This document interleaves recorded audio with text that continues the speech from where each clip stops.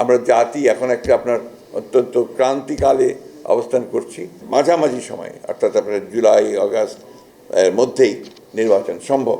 যত বিলম্ব হচ্ছে ততই রাজনৈতিক এবং অর্থনৈতিক সংকট আরও বৃদ্ধি পাচ্ছে। প্রধান উপদেষ্টার যে বক্তব্য, এটা অনেক পুরনো বিষয় হয়ে গেছে ইতিমধ্যে।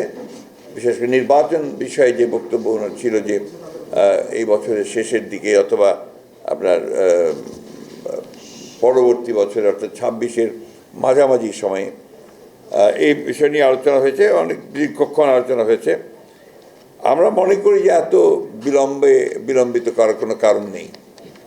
আমরা মনে করি যে এখন যেহেতু আপনার নির্বাচন কমিশন গঠন হয়ে গেছে এবং আপনার মোটামুটি একটা স্টেবিলিটি এসছে আপনার গভর্নেন্সের মধ্যে, গভর্নমেন্টের মধ্যে, তো সেই ক্ষেত্রে এই নির্বাচন অনুষ্ঠানের জন্য আমার মনে হয় যে আপনার বোধহয় এই মাসেই বোধহয় আপনার নির্বাচন সংস্কার সংক্রান্ত যে কমিটি, সেটার বোধহয় রিপোর্ট এসে যাবে। হ্যাঁ, কালকেই দেবে।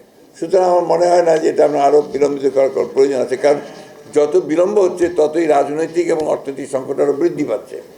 কারণ আমরা বারবার করে বলছি যে আসলে নির্বাচিত সরকারের কোনো বিকল্প নেই, এটা গণতন্ত্রে এটাই হচ্ছে সবচেয়ে ইম্পর্টেন্ট বিষয়। তো সেই ক্ষেত্রে আমরা মনে করি যে এই বছরই মাঝামাঝি সময় অর্থাৎ আপনার জুলাই আগস্ট এর মধ্যেই নির্বাচন সম্ভব।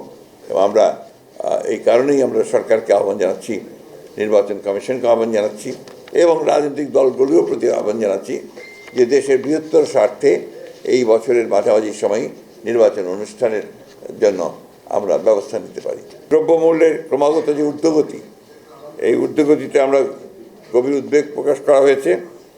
একদিকে নিত্য প্রয়োজনীয় দ্রব্যাদির মূল্য বৃদ্ধি, ক্রমবর্ধমান মুদ্রাস্ফীতি, অন্যদিকে ভ্যাট ও অন্যান্য করের হার বৃদ্ধি অর্থনীতির নেতিবাচক প্রভাব ফেলবে বলে সবাই মনে করে। এ বিষয়ে একটা বিস্তারিত তথ্য সম্বলিত সংবাদ সম্মেলন অনুষ্ঠানের সিদ্ধান্ত গৃহীত হয়েছে। জনাব আলমগীর খসরু মাহমুদ চৌধুরীকে আহ্বায়ক করে আপনার আমাদের চেয়ারপারসন উপদেষ্টা জনাব ইসমাইল জাবিউল্লাহকে নিয়ে একটি কমিটি হয়েছে। ইনারা অবিলম্বে অর্থাৎ আগামী এক সপ্তাহের মধ্যেই তারা এ বিষয়ে একটা প্রতিবেদন দেবেন, যেটা নিয়ে আমরা আবার আপনাদের সামনে আসব। এখানে আমরা মনে করি যে শুধু সমালোচনা করলেই তো হবে না, আমরা এটার সম্পর্কে আমাদের ভাবনাটা কি, আমরা কিভাবে আপনার এই মূল্য বৃদ্ধিটাকে দেখছি বা আপনার কর বৃদ্ধিটাকে দেখছি, সেটাকে আপনার ইতিবাচক দিকটা কি হতে পারে, তা আমাদের প্রস্তাব কি থাকতে পারে এই সমস্যাটা সমাধানের, সেই প্রস্তাব নিয়েও আমরা আসবো।